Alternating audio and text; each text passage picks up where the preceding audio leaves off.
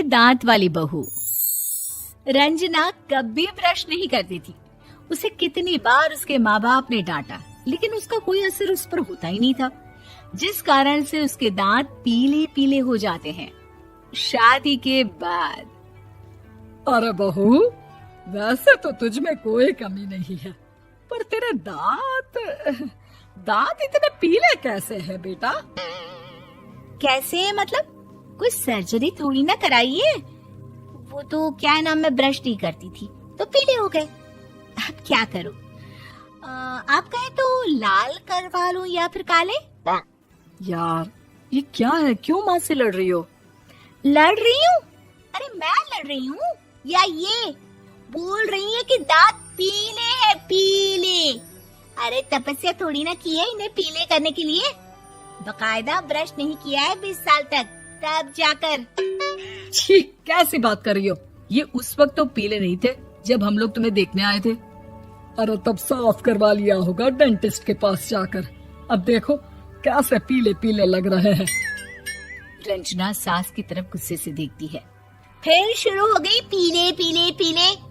अरे पीले तो तब भी थे जब मेरे हाथ का रसगुल्ला उड़ा उड़ा कर खा रही थी और बोल रही थी, लड़की नहीं गुणों का खजाना दे रहे भाई साहब आप। खैर, अब वो लोग करते भी तो क्या करते, पीले दांत वाली बहू पल्ले पड़ी थी तो झेलना तो था ही। एक दिन कीर्तन में रंजना गाना गा रही थी। अरे कमला बहन, माँ का द्वार है, यहाँ तो सब शुद्ध होकर आते हैं, फिर अपनी बहू को ब्रश भी नहीं करवाती तुम। दूर से पीले पीले दांत भक्ति में बाधा उत्पन्न कर रहे हैं। अरे कोई 2 साल के बच्चे थोड़ी ना लेकर आई हूँ मैं बहू बनाकर। अच्छी खासी लड़की है, अरे कैसे करवाऊं ब्रश? ये तो उसे खुद करना चाहिए ना। अब माँ बाप तो इसके जैसे तैसे निपटा दिए, ये नहीं सोचा कि सास कैसे संभालेगी। सास बहू को लेकर घर आ जाती है, लेकिन सोच लेती है कि अब इसे लेकर कहीं नहीं जाएगी। अगले रोज बहू कहती है, अरे क्या हो गया, मंदिर नहीं जाना क्या? कीर्तन का वक्त हो रहा है। मेरी मधुर वाणी से कान्हा जी जागते हैं और सोते हैं। आप तो जानती है ना उनकी भक्ति में कितना मन लगता है मेरा। वो क्या है ना, तबीयत ठीक नहीं लग रही है मेरी, आराम करूंगी मैं। तबीयत ठीक नहीं लग रही? अभी तो मिथुन के गाने पर नाच रही थी आप, और अब बोल रही है कि तबीयत ठीक नहीं लग रही। अरे भक्ति में मन लगा लो सासू माँ, ऊपर जाना है, क्या मुंह दिखाओगी आप? हाँ? सास को बहू की बात पर गुस्सा आ जाता है। मैं क्या मुंह दिखाऊंगी, इसकी चिंता तो ना कर, समझी? अपने मुंह की चिंता कर, जो ये पीले पीले दांत लेकर हर जगह पहुंच जाती है। पता है लोग कितना मजाक बनाते हैं। ना जी ना, मैं नहीं जाना कहीं तेरे साथ। तो ये बात है। कोई ना, मत जाओ, मैं अपने कमरे में ही बैठकर भक्ति कर लूंगी। ऊपर वाला दांत थोड़ी ना देखता है, मन देखता है, भावना देखता है। और अरे बस बस, तू सब कुछ दिखा, बस ये सफेद चमकदार दांत ना दिखाना किसी को, है? जा यहाँ से। बहू को सास की बात का कोई फर्क नहीं पड़ता, वो तो जैसी थी वैसी ही रह जाती है। सुबह नहाकर किचन में खाना बनाना, फिर खाना खाना, कीर्तन भजन करना और सो जाना। एक दिन, माँ जी मैं सहेली के घर जा रही हूँ, शाम को लेट आऊंगी। हाँ हाँ, तो जाना, मैंने कौन सा तेरी आरती करनी है घर पर बैठकर। रंजना सहेली के घर जाती है, जहाँ वो पार्टी में जाने की तैयारी कर रही होती है। अरे शिखा, कहाँ जाने की तैयारी कर रही है? मैं गलत वक्त पर आ गई क्या?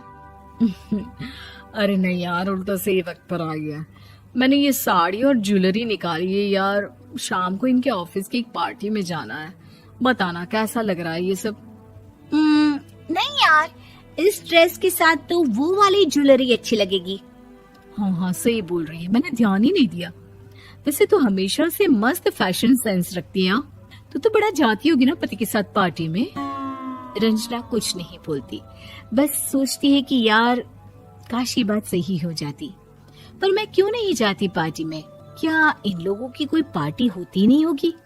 रंजना घर आती है और रात में पति से सवाल करती है, एक बात बताइए, आप मुझे किसी पार्टी में क्यों नहीं ले जाते? क्या आपके यहाँ ऑफिस में पार्टी नहीं होती? पति बेचारा क्या कहता कि दांत पीले हैं तुम्हारे इसलिए। अरे कोई पार्टी होती नहीं हम लोगों के ऑफिस में, तो कहाँ से लेकर जाऊं? और मार्केट, मॉल, कहीं वीकेंड घूमना, कहीं तो। अरे यार, सारे हफ्ते में एक छुट्टी मिलती है, तो सोचता हूँ कि आराम ही कर लूं। क्यों? रंजना मन मार के रह जाती है। पहले कभी सास के साथ मंदिर जाया करती थी, लेकिन वो भी सास ने ले जाना बंद कर दिया। घर बैठी बैठी रंजना बोर हो जाती है। तभी उसे आइडिया आता है और वो मायके जाने का सोचती है। सासू माँ, 2 दिनों के लिए मम्मी के घर जा रही हूँ। अच्छा ठीक है, आराम से जा। और हाँ, माँ से कुछ अच्छी आदत सीख कर आना कि कैसे शरीर के हर भाग की तरह दांतों की सफाई भी जरूरी होती है, समझी? शुरू हो गई ना आप। वो लोग आपकी तरह नहीं है कि छोटी छोटी बात का बतंगड़ बना दे। उन लोगों के लिए मैं मायने रखती हूँ, ना कि मेरे पीले पीले दांत। रंजना माँ को बिना बताए उन लोगों को सरप्राइज देती है, लेकिन जैसे ही वो दरवाजे पर पहुंचती है, अंदर देखती है कि घर वाले कहीं जा रहे होते हैं। अब माँ, काश रंजना दीदी के दांतों वाली प्रॉब्लम नहीं होती, तो वो भी हम लोगों के साथ चलती ना बुआ जी की बेटी की शादी में। हाँ बेटा, लेकिन अब उसे कौन समझाए कि उसको उसके पीले दांत नहीं दिखते, लेकिन उसके आसपास के लोगों को कितना एम्बैरेसिंग फील कराते हैं। मुझे तो कितनी बार उसके स्कूल की टीचर ने शिकायत की कि उसके साथ कोई लड़की बैठना भी नहीं चाहती, और ना ही कॉलेज में कोई उससे बात करना चाहता था। लेकिन पता नहीं क्यों उसे ये बात समझ में ही नहीं आती। कोई कमी नहीं है उस लड़की में, बस यही कि दांत पीले हैं। वो तो भला हो जीजाजी और उनकी माँ का, जो दीदी को जैसी है वैसे ही रखा हुआ है।